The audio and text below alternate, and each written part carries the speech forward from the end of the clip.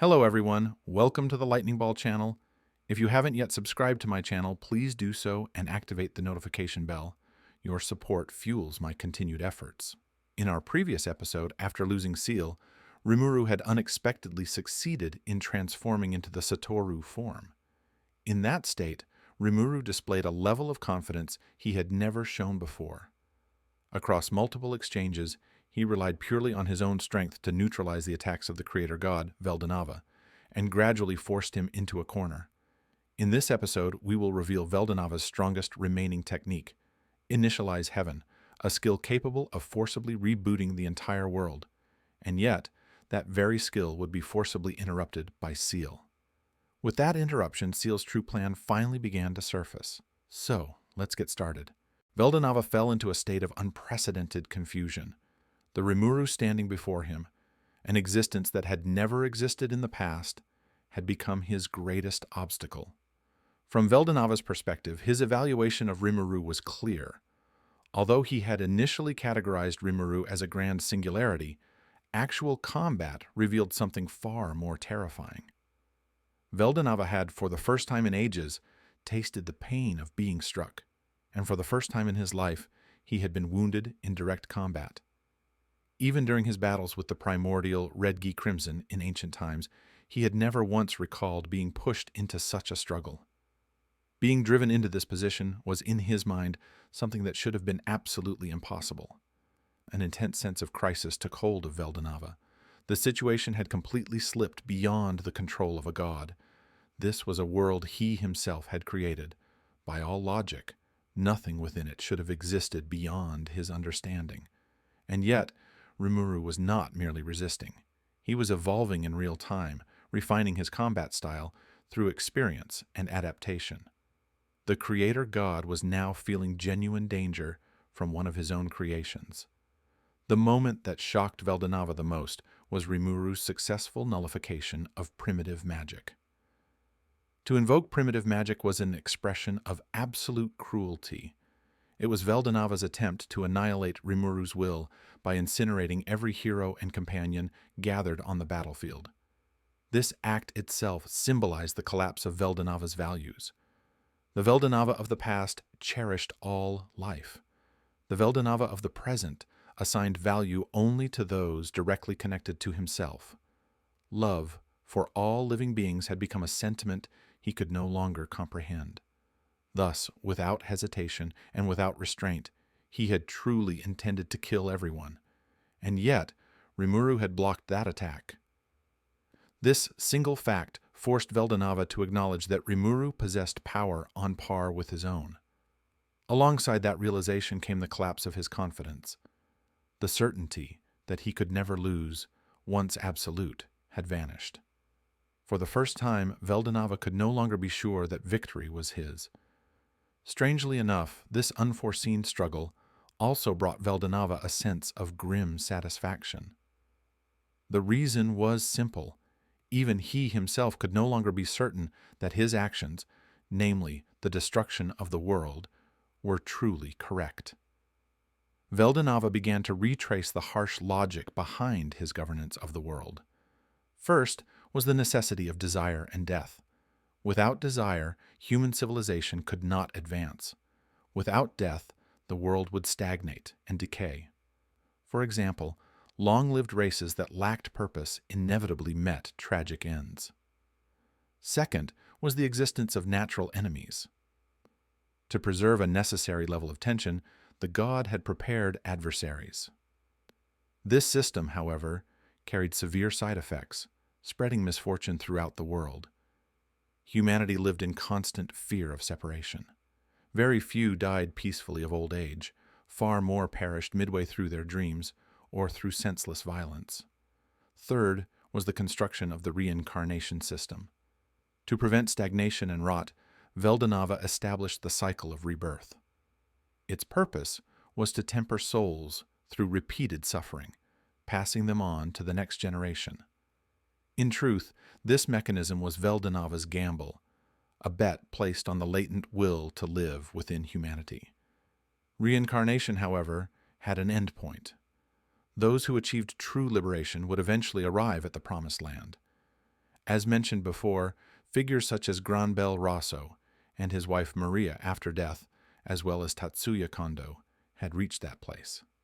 At the very least, the author had not forgotten this concept, and it was worth reaffirming here.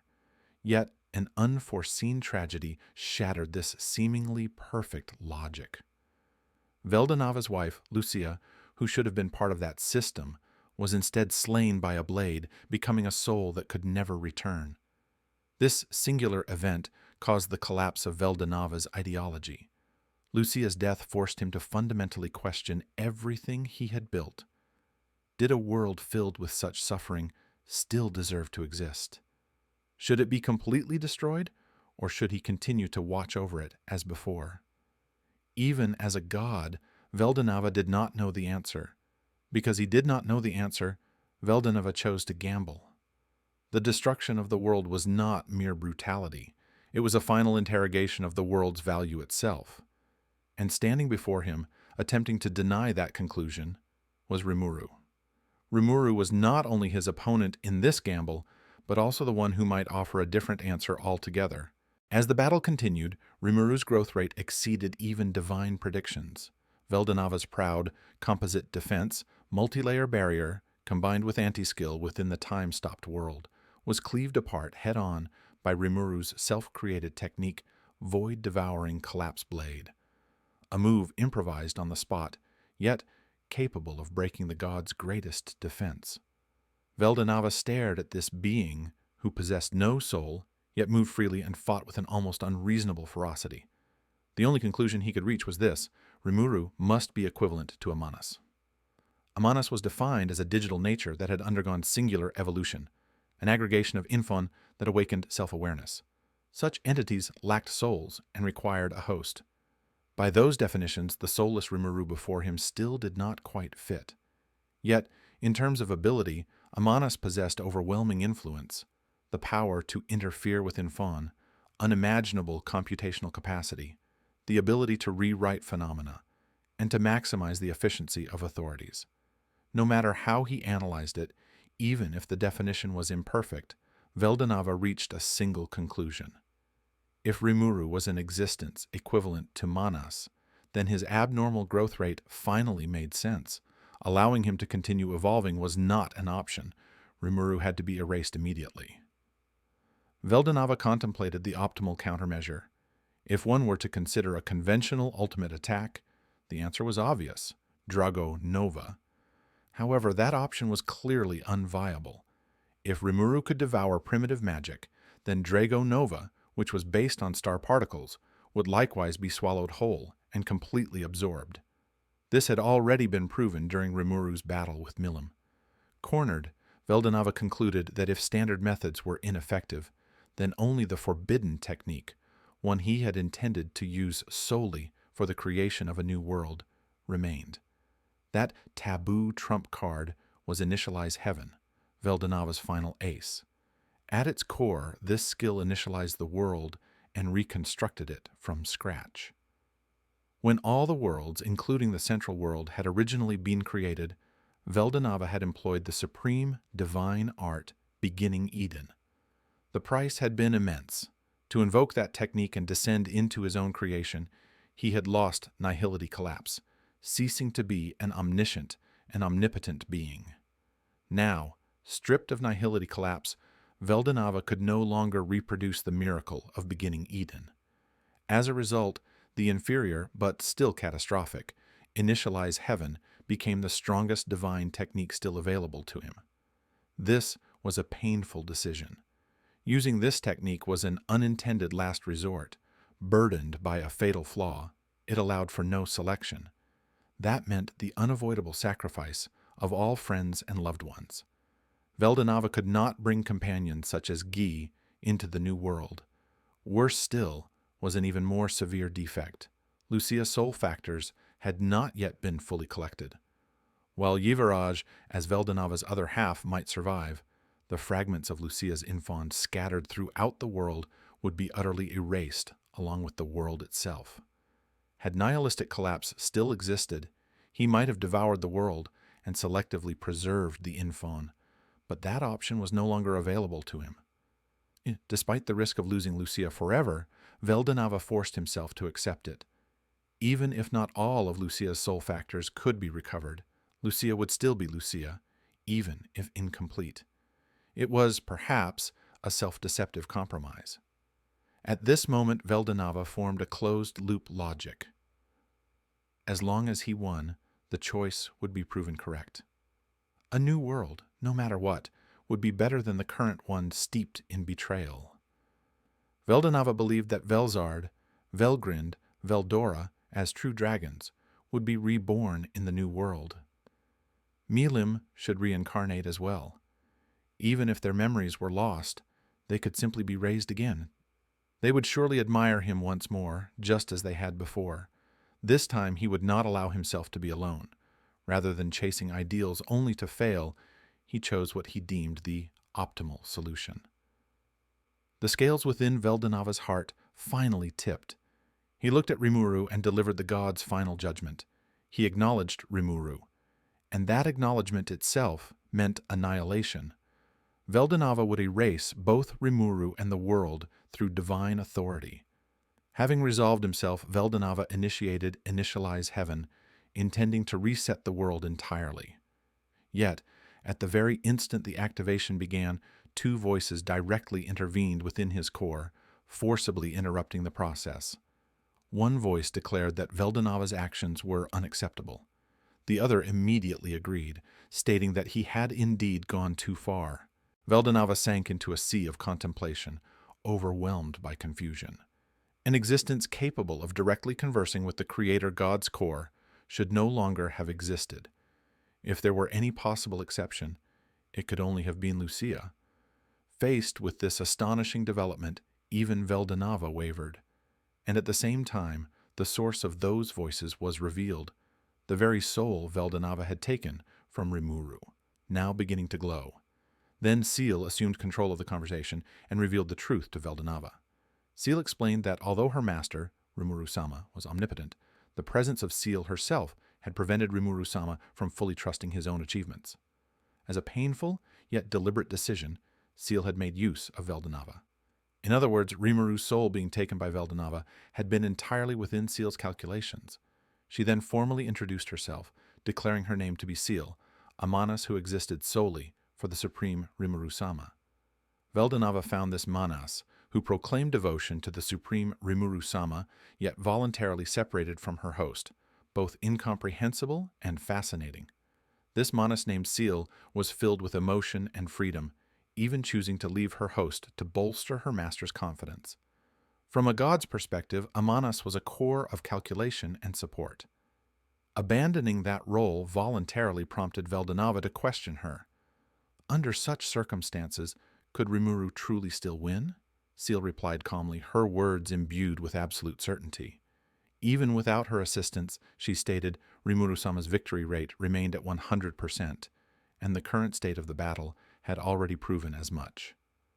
Rimuru-sama's victory was merely a matter of time.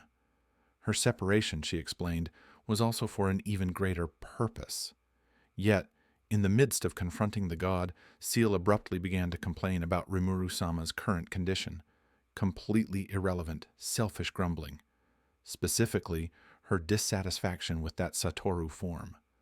Through perception, Ciel had realized that Rimuru-sama had transformed into the handsome figure from his previous life.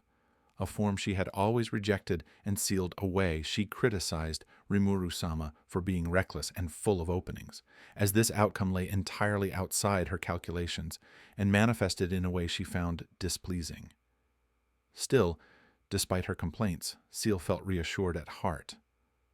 Ciel harbored a small but genuine worry when left Rimuru-sama. She knew better than anyone that although Rimuru-sama was invincible, he lacked self-awareness of that fact. Losing Ciel meant that the fear within Rimuru-sama's heart was inevitable, and yet Rimuru-sama was still Rimuru-sama, someone who would never refuse when relied upon, who bore pressure through sheer responsibility alone. This, to Ciel, was the very definition of the pitifully endearing Rimuru-sama. She surmised that Rimuru-sama was currently deeply unsettled, perhaps even grieving her absence in silence. His choice to assume a male form was likely an attempt to conceal that inner anxiety, all while maintaining composure before his companions.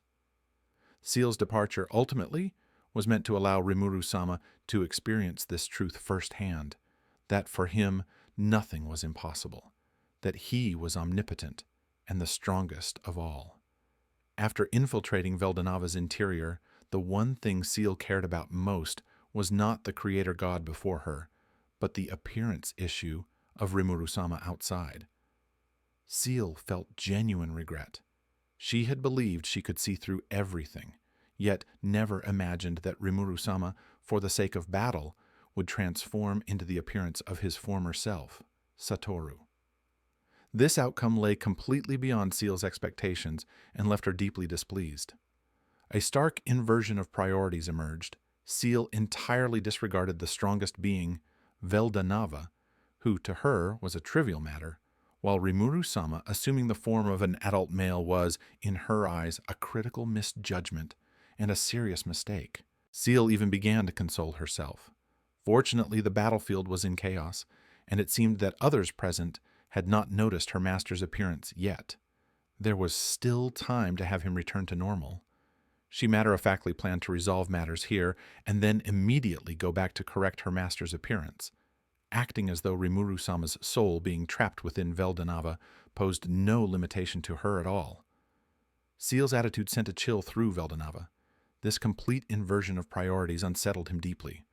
He could not help but suspect that the world itself contained a fatal flaw, one that had given birth to such an incomprehensible existence, one that ignored divine authority entirely, and clung to its master with an almost pathological devotion. This world should never have produced an existence that surpassed the understanding of its creator, Veldanava. And yet, both Rimuru and Ciel now stood before him, far beyond the bounds of his comprehension. Deciding to ignore this being perhaps a system bug of his own creation, Veldanava shifted his attention to the presence that stirred his soul so profoundly. It was a familiar presence. Trembling, he asked the other voice whether it was truly Lucia. The answer came back in affirmation. It was Miss Ciel who had pieced together her fragmented soul and restored her. Yes, Ciel was responsible. She explained that in order to recreate Lucia, she had been forced to temporarily leave Rimuru-sama. It had been a painful decision, and Ciel appeared visibly reluctant, as though she wished to return to Rimuru-sama at any moment. Nevertheless, Ciel revealed the full technical pathway behind Lucia's revival. First came the principle. A core functioned as a container. Incomplete souls or authorities could reside within it, drifting unstably, meaning that souls and powers could manifest across different cores.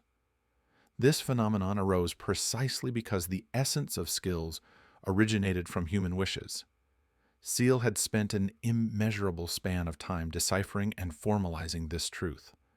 Next came the source of Lucia's soul factors. Fragments of Lucia were scattered among Shizu, Hinata, Chloe, and several others who had formed profound bonds with Rimuru. Unaware, Rimuru had gathered these scattered fragments over time, and Ciel had unified them within him. Then, by exploiting the moment when Veldanava seized Rimuru-sama's soul, Ciel infiltrated as a Trojan horse, carrying the consolidated factors with her. These were combined with the Lucia factors Veldanava himself had already collected, along with memory data extracted from the Genesis-grade sword memory. The result was that the Lucia soul, reconstructed by Ciel, achieved a compatibility rate exceeding 99%. Personality and memories were perfectly restored. Though it could not be called flawless, it was without question the genuine soul of Lucia. Lucia's soul separated from Rimuru's and reunited with Veldanava on a spiritual level. Overcome with emotion, Veldanava felt that his most important objective had finally been fulfilled. Even without a physical body, the return of her soul was enough. Lucia gently comforted her husband, telling him that her departure had caused him great sorrow. However, at the very height of this deeply moving reunion, happiness did not last long. An ill-timed destructive presence shattered the moment. The threat everyone had temporarily forgotten. The evil god, the world-destroying dragon, Yivaraj, had not yet been destroyed. Alright, that was all for this video. First, let's talk about Veldanava. This was actually the first time the novel made it explicit that when Veldanava used his strongest technique, beginning Eden, he simultaneously lost nihilistic collapse, and with it, omniscience and omnipotence. This is different from what we previously discussed back in episode 56, where we assumed that Veldanava first created the world and then voluntarily abandoned omniscience in pursuit of a more interesting life. This distinction was extremely important. It showed that even though Veldanava was the creator god, after creation, his control over the system was no longer absolute. For example, after Milim was born, both he and Lucia were ultimately killed. We had discussed before, and the author will also revisit this point from Veldanava's own perspective later on, that Lucia's death, regardless of whether Jahil was involved behind the scenes, was fundamentally the result of Veldanava violating the principle that a god's love must be impartial, thereby triggering a form of system-level correction. After all, the author explicitly stated that Lucia was a million-class being and even wielded a Genesis-grade weapon, someone who should never have been killed so easily under normal circumstances. This naturally raised a bigger question. What exactly was this system? Was it the omniscience Veldanava lost? Was it the voice of the world itself? When we considered Twilight and Luminous, the divine ancestor, being able to access the fantasy library, a database that was exclusive to the voice of the world, things became even more interesting. The divine ancestor's purpose was to repair the system bug of true dragon immortality. And when we looked at Ciel's abilities, they strongly resembled the behavioral patterns of the voice of the world. This was an area that clearly deserved deeper thought, and it was something we could absolutely dedicate a future video to analyzing in detail. Another major takeaway from Volume 23 was how emotionally expressive Ciel had become. It honestly felt like the author had finally made up his mind. If there had ever been any hesitation about who the heroine was supposed to be, this volume removed all doubt. It wasn't Hinata, it wasn't Chloe, it wasn't anyone else. It was Ciel. The emotional interaction between Rimuru and Ciel reached an undeniable peak in Volume 23. We would definitely be doing a dedicated episode later on, compiling and analyzing all of their interactions. This episode also clarified the three primary sources of Lucia's soul fragments: Shizu, Hinata, and Chloe. The last time these three appeared together was during the 1,000-year cycle. In other words, the participants of those repeated 2,000-year loops, including Rimuru, were all carriers of Lucia's soul factors. And what was the final outcome of Chloe, Hinata, and Shizu's countless loops? It led directly to this moment, Rimuru acquiring Lord of Wisdom, Raphael, and the previous holder of that skill was none other than Lucia herself. That was absolutely not a coincidence. It strongly suggested that Rimuru, Ciel, and Lucia shared a much deeper bond than what had been explicitly stated so far. Of course, Ciel never clearly confirmed whether Rimuru himself also carried Lucia's soul directly, so that point remained open to interpretation. Personally, I thought this was something that deserved its own future discussion video. And to be completely fair, my current analysis could still be wrong, so if you had different interpretations or additional ideas, feel free to leave them in the comments. That would help us refine a more reliable conclusion together in future episodes. Next, we would finally return to the main storyline and begin covering the battles of the three assholes. The novel described these three, especially Jahil, as having appearances that changed drastically throughout the fight, which I honestly hated because it made visual references nearly impossible. Still, we would do our best to stick with a consistent portrayal. Kornu, in particular, had almost no visual reference whatsoever. For this arc, I plan to focus on the core narrative while highlighting key moments involving the three primordial demon beauties, Diablo, and other especially interesting developments. But if you wanted every detail, reading the novel was still highly recommended. This episode contained a lot of analysis, partly because the raw story content was relatively short, and partly because we would likely release several dedicated analysis episodes after the arc concluded. You could think of this as a bit of a warm-up. In our next episode, we would shift perspectives to the other battlefields occurring simultaneously. We would quickly cover those events. Vega, cockroach-like in his persistence, somehow finding redemption. Cornu's battlefield, which turned into Feldway's preaching ground, and the ever-escalating threat of Jahil, who overwhelmed Carrera, Ultima, Yuki, and Sheon, until Diablo finally arrived. The next episode would be just as exciting. If you enjoyed this video, please like, comment, and subscribe. Your support was greatly appreciated. See you in the next one.